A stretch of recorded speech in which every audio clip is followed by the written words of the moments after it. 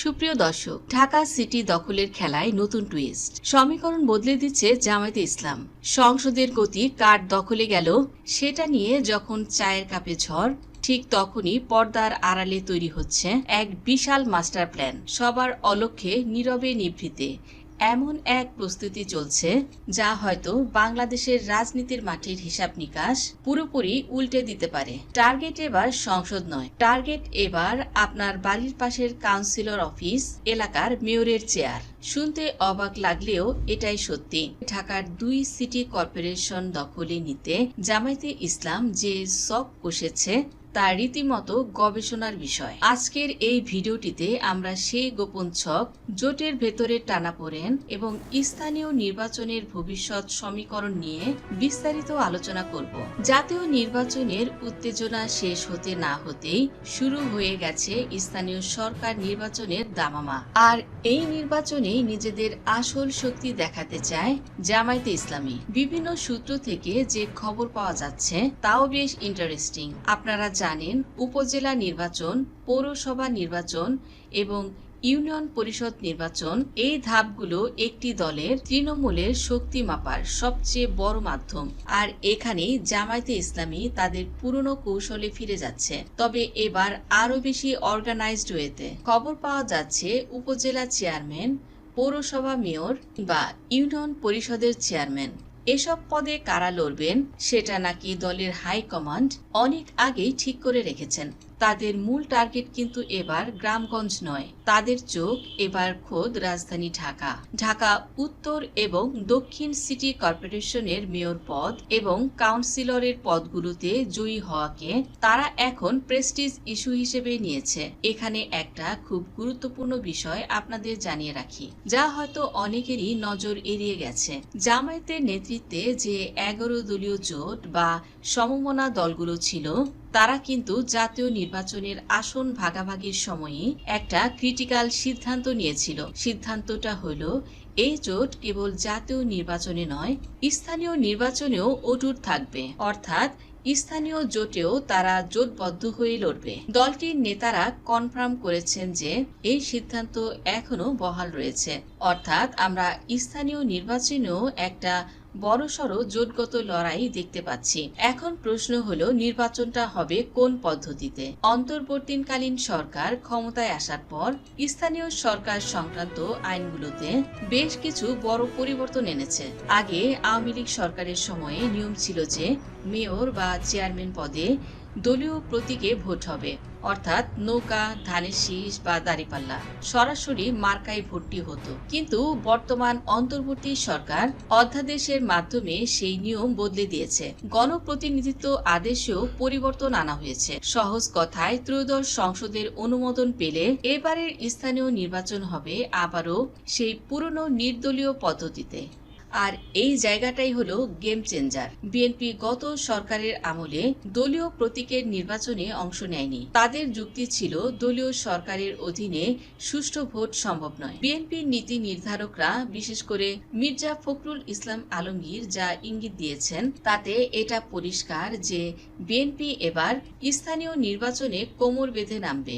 আর BNP মাঠে নামা মানেই ভোটের সমীকরণ পাল্টে যাওয়া। কিন্তু এই সমীকরণের ভেতরেই জামায়াতে ইসলামী তাদের নিজস্ব অঙ্ক কষে রেখেছে।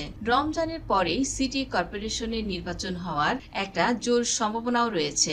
এই সময়টাকে কাজে লাগিয়ে জামায়াত তাদের গ্রাউন্ড ওয়ার্ক বা মাঠের কাজ প্রায় গুছিয়ে এনেছে। ঢাকার 2 সিটি কর্পোরেশন নিয়ে জামায়াতের কনফিডেন্সের লেভেলটা আসলে বর্তমানে ঠিক কোথায়? এর উত্তর লুকিয়ে আছে সদ্য সমাপ্ত নির্বাচনের কিছু পরিসংখ্যানে। ঢাকার 2 সিটির আওতায় যে 15টি সংসদীয় আসন রয়েছে, তার মধ্যে 7টিতেই জয়ী হয়েছে জামায়াতি জোট। যদিও বিএনপির জোটের চেয়ে তারা একটি আসন কম পেয়েছে, কিন্তু ভোটের সংখ্যার দিকে তাকালে দেখা যাচ্ছে ঢাকায় বিএনপির জোটের চেয়ে জামায়াতের জোটের প্রার্থীরা বেশি ভোট পেয়েছে। আর এই পরিসংখ্যানই তাদের সাহস যোগাচ্ছে যে সঠিক প্রার্থী দিতে পারলে ঢাকার মেয়র হওয়া অসম্ভব কিছু নয়। শুধু মেয়র পদ নয়, কাউন্সিলর পদেও জামায়াতে ইসলামী এবার অবিশ্বাস্য রকমের সিরিয়াস। গত বছরের নির্বাচনের আগেও খেয়াল করে দেখলে দেখা যাবে নির্বাচনের 1 বছর আগে থেকেই তারা ঢাকার 2 সিটিতে সম্ভাব্য কাউন্সিলর বাছাই প্রক্রিয়া শেষ করে ফেলেছে। ঢাকার উত্তর ও ঢাকার দক্ষিণের মোট 129টি ওয়ার্ডে তারা তাদের প্রার্থী ঠিক করে রেখেছে। এই প্রার্থীরা শুধু নামী প্রার্থী নন, তারা গত 1-1.5 বছর ধরে ওয়ার্ড পর্যায়ে কাজ করছেন, ব্যানার ফেস্টুন লাগাচ্ছেন এবং মানুষের সাথে যোগাযোগ বাড়াচ্ছেন। যেমন ধরা যাক ঢাকার উত্তরের 35 নম্বর ওয়ার্ড, সেখানে জামায়াত নেতা আব্দুস সাত্তার সুমন বহুদিন ধরেই প্রচারণা চালাচ্ছেন। দক্ষিণের 20, 21 ও 22 নম্বর ওয়ার্ডেও জামায়াত সমর্থিত প্রার্থীরা বেশ সক্রিয় রয়েছে। এখানে একটি সূক্ষ্ম কৌশল রয়েছে। নির্বাচন যেহেতু নির্দলীয় পদ্ধতিতে হবে, তাই দলীয় প্রতীক থাকছে না, কিন্তু রাজনৈতিক দলগুলো তাদের সমর্থিত প্রার্থীর পক্ষে কাজ করতে পারবে। জামায়াতে ইসলামী এই সুযোগটাই পুরোপুরি কাজে লাগাতে চায়। তাদের সাংগঠনিক কাঠামো অন্যান্য দলের চেয়ে অনেক বেশি সুশৃঙ্খল। তবে সবকিছুই কি জামায়াতের জন্য সহজ হবে? একদমই না। জোটের ভেতরেও ক্ষমতার ভাগাভাগি নিয়ে একটা নীরব লড়াই চলছে। জাতীয় নির্বাচনের মতো স্থানীয় নির্বাচনেও শরিক দলগুলো জামায়াতের কাছে ভাগ বসাতে চাইছে, যেমন জাতীয় নাগরিক পার্টি বা এনসিপি এবং বাংলাদেশ খেলাফতে মজলিস। গত নির্বাচনে ঢাকা 8 আসনটি এনসিপিকে এবং আরেকটি আসন ঢাকা 13 আসন খেলাফত মজলিসকে ছেড়ে দিয়েছিল জামায়াতে ইসলামী। কিন্তু ফলাফলে দেখা গেছে জামায়াতে ইসলামী যেখানে হাজার হাজার ভোট পেয়েছে, সেখানে তাদের শরিকরা খুব একটা সুবিধা করতে পারেনি।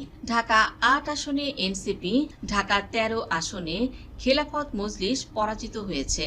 কিন্তু এরপরেও শরিকরা ঢাকার একটি মেয়র পদ দাবি করছে। বিশেষ করে এনসিপি ঢাকা উত্তরে তাদের সদস্য সচিব আমিরুল ইসলাম এবং দক্ষিণে নাসির উদ্দিন পাটোয়ারির নাম মেয়র প্রার্থী হিসেবে সামনে আনছে। নাসির উদ্দিন পাটোয়ারি অবশ্য ঢাকা 8 আসনে মির্জা আব্বাসের মতো হেভিওয়েট প্রার্থীর বিরুদ্ধে লড়াই করে মাত্র জাতীয় সংসদ নির্বাচনে ৫,০০০ ভোটে হেরেছিলেন, যা তাকে কিছুটা লাইমলাইটে এনেছে। কিন্তু জামায়াতে ইসলামীর ভেতরের খবর হলো তারা মেয়র পদ কোনোভাবেই শরিকদের ছাড়তে রাজি নয়। কাউন্সিলর পদে হয়তো কিছুটা ছাড় দেয়া হতে পারে, কিন্তু মেয়র পদে তারা নিজেদের লোকই চায়, কারণ তাদের মতে তাদের ভোট ব্যাংক শরিকদের চেয়ে অনেক বেশি শক্তিশালী। তাহলে এ পর্যায়ে জানা যাক জামায়াতের মেয়র প্রার্থী আসলে কারা হতে পারেন। এখানে দলটিকে একটু সংকটে পড়তে হচ্ছে।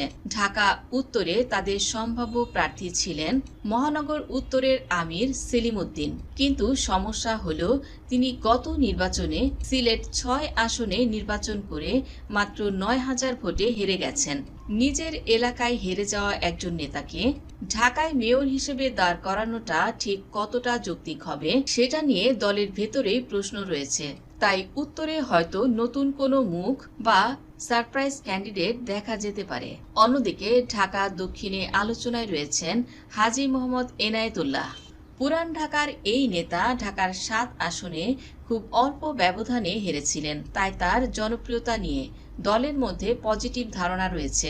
এছাড়া ভোট ইঞ্জিনিয়ারিং এর বিষয়টি তো ছিলই, তাকেই হয়তো দক্ষিণে বাজির ঘোড়া করা হতে পারে। জামায়াতের এই আত্মবিশ্বাসের আরেকটা বড় কারণ হলো অতীত ইতিহাস। 2014 সালের উপজেলা নির্বাচনে জামায়াতে ইসলামী এককভাবে 36টি উপজেলায় চেয়ারম্যান এবং 126টি উপজেলায় ভাইস চেয়ারম্যান পদে জিতেছিলেন। এমনকি 2021 সালেও যখন তাদের নিবন্ধন ছিল না, তখনও তারা স্বতন্ত্রভাবে নির্বাচন করে তারা প্রায় 79টি ইউনিয়নের চেয়ারম্যান এবং 2019 সালে 4টি পৌরসভার মেয়র পদে জিতেছিলেন। তৃণমূলে জামায়াতে ইসলামী তাদের একটা সাইলেন্ট ভোট ব্যাংক সবসময় ছিল এবং এখনো আছে। এবার 12টি সিটি কর্পোরেশনের মধ্যে 3টিতে জামায়াতে ইসলামী এগিয়ে ছিল এবং 6টিতে বিএনপির সাথে হাড্ডাহাড্ডি লড়াই করেছে। চট্টগ্রাম ও কুমিল্লায় তারা হারলেও ভোটের ব্যবধান প্রমাণ করে যে সেখানেও তারা বৈরী শক্তি। বরিশালে প্রার্থী না দিলেও বাকি জায়গাগুলোতে তাদের উপস্থিতি জানান দিয়েছে জামায়াত ইসলাম। সব মিলিয়ে বিশ্লেষণ করলে যা দাঁড়ায়, আসন্ন স্থানীয় সরকার নির্বাচন হতে যাচ্ছে এক মহাযুদ্ধ। একদিকে বিএনপি তাদের পূর্ণ শক্তি নিয়ে ফিরছে, অন্যদিকে জামায়াত তাদের দীর্ঘদিনের গুছিয়ে রাখা সাংগঠনিক শক্তি দিয়ে ঢাকা সহ সারা দেশে নিজেদের আধিপত্য বিস্তার করতে চায়। নির্দলীয় নির্বাচন হলেও এর উত্তাপ হবে পুরোপুরি রাজনৈতিক। জোটের সমীকরণ, শরিকদের মান অভিমান এবং মেয়র পদের লড়াই সব মিলিয়ে আগামী দিনগুলোতে বাংলাদেশের রাজনীতিতে এক বড় ধরনের মেরুকরণ হতে যাচ্ছে। জামায়াত ইসলামী কি পারবে ঢাকার নগরপিতা হিসেবে নিজেদের কাউকে বসাতে, নাকি বিএনপি বা অন্য কোনো দল শেষ মুহূর্তে বাজিমাত করবে? আর জোটের রাজনীতি বা কোন দিকে মোড় নেবে? এসব প্রশ্নের উত্তর পেতে চোখ রাখতে হবে আগামী দিনের ঘটনা প্রবাহের উপর। আপনার কি মনে হয়, নির্দলীয় স্থানীয় নির্বাচনে কার জয়ের সম্ভাবনা সবচেয়ে বেশি? জামায়াত কি তাদের পুরনো রেকর্ড ভেঙে ঢাকায় নতুন ইতিহাস গড়তে পারবে? আপনার মতামত অবশ্যই কমেন্ট করে জানান। বন্ধুরা, এই ছিল আমাদের আজকের ভিডিও। দেখা হবে পরবর্তী ভিডিওতে। সেই পর্যন্ত সুস্থ থাকুন, নিরাপদ থাকুন এবং এমন ইনফরমেটিভ ভিডিও পেতে সাবস্ক্রাইব করুন জেনজি ডেইলি পলিটিক্স। ধন্যবাদ দর্শক সম্পূর্ণ ভিডিওটি দেখার জন্য।